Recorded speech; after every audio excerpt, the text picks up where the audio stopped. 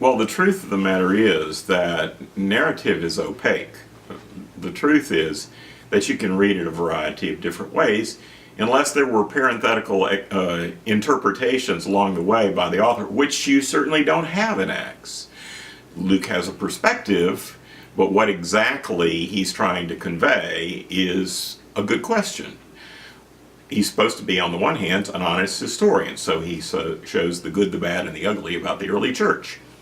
We're not supposed to imitate all of that, right? But the question is, then how do you negotiate? Which bits are we supposed to positively follow and which not? So what I say is, when you're reading Acts, look for positive, repeated patterns. If you find a positive, repeated pattern, you can be pretty sure Luke is saying, go and do likewise. A good example, Acts 2 and Acts 4.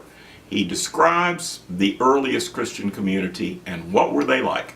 They concentrated on the Word, they listened to the apostles, they made sure there was nobody in need in their fellowship, they spent time together breaking bread, those sorts of things. That's a positive, repeated pattern.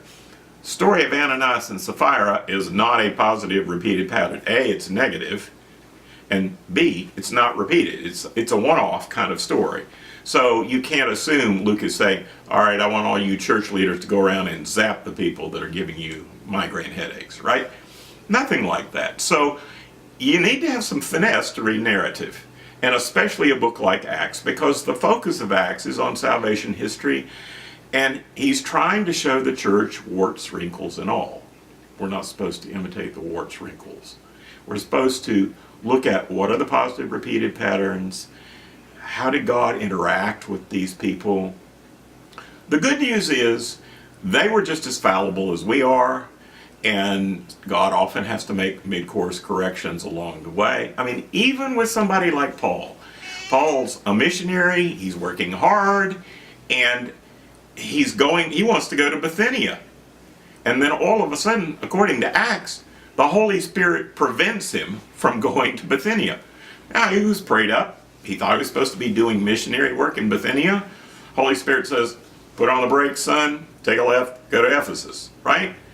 So, even when you have devout Christian persons who are prayed up, think they know the will of God, are determined, and have set their feet in motion to walk by faith, even then God gives corrections.